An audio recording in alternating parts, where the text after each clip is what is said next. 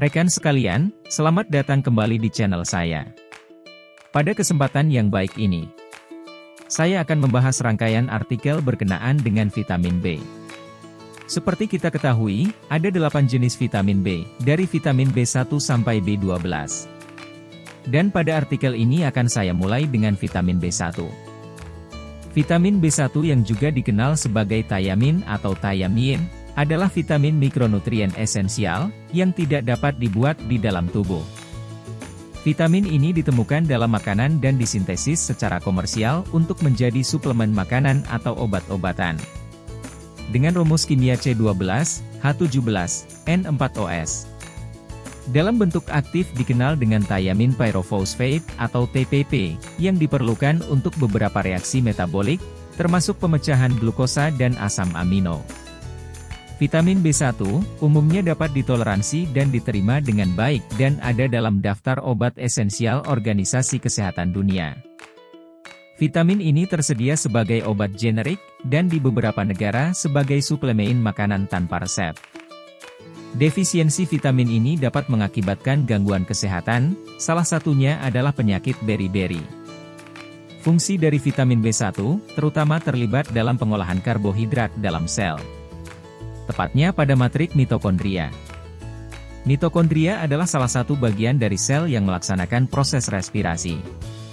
Secara umum, proses respirasi tersebut adalah mekanisme pengolahan makanan terutama karbohidrat dalam menghasilkan energi.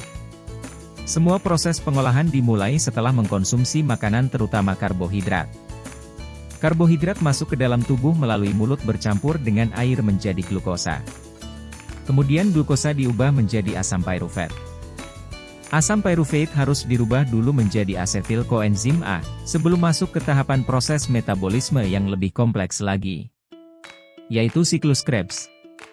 Hasil paling penting dari siklus Krebs adalah adenosine trifosfate disingkat ATP, yang kita kenal sebagai energi atau tenaga. ATP mempunyai ikatan yang sangat tidak stabil, mudah diputuskan namun mudah disambungkan kembali.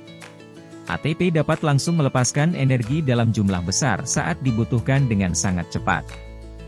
Dengan demikian, kita dapat menggerakkan tubuh dengan cepat tanpa ada jeda antara pikiran untuk bergerak dan pergerakan itu sendiri. Adalah Hans Adolf Krebs yang telah mengungkap siklus asam sitrat yang populer dengan nama siklus Krebs pada proses metabolisme untuk menghasilkan energi pada makhluk hidup pada tahun 1932. Sir Hans Adolf Krebs yang lahir pada 25 Agustus tahun 1900 dan meninggal 22 November tahun 1981 adalah dokter dan biokimiawan berkewarganegaraan Jerman dan Inggris. Dia adalah penerima penghargaan Nobel bidang fisiologi dan kedokteran untuk karyanya dalam menjelaskan proses metabolisme. Dari 8 tahap siklus Krebs, vitamin B1 pertama kali terlibat pada tahap awal sebelum siklus tersebut dimulai, yaitu pada proses pembentukan asetil koenzim A dari asam pyruvate dan dibantu oleh enzim pyruvate dehydrogenase bersama vitamin B3 serta vitamin B5. Asam pyruvate sendiri terbentuk dari pertemuan antara glukosa dengan adenosine diphosphate atau ADP bersama vitamin B3 yang diperoleh dari bercampurnya karbohidrat dan air.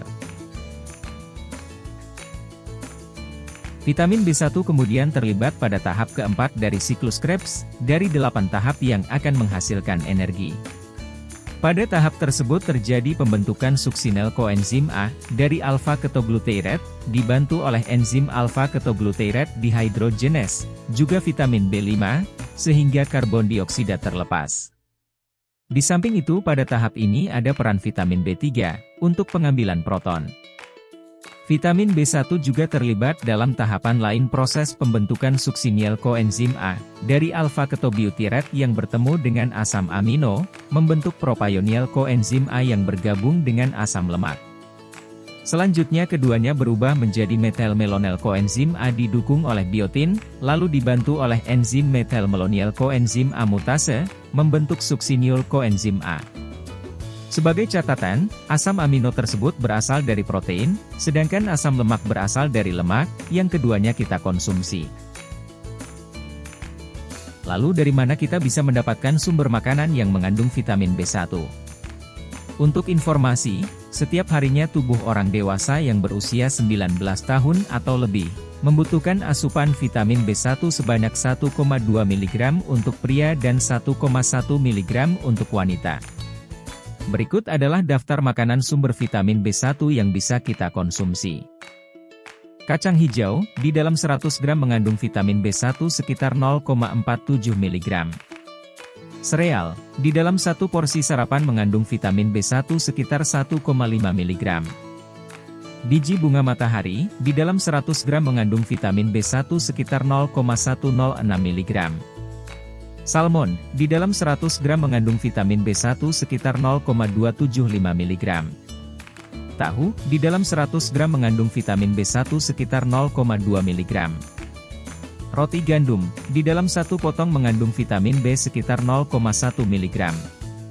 Pasta gandum yang utuh dan kering, di dalam 56,6 gram mengandung vitamin B1 sekitar 0,6 mg. Kerang, di dalam satu porsi 100 gram mengandung vitamin B1 sekitar 0,303 mg. Terakhir, nasi merah, di dalam 100 mg mengandung vitamin B1 sekitar 0,177 mg.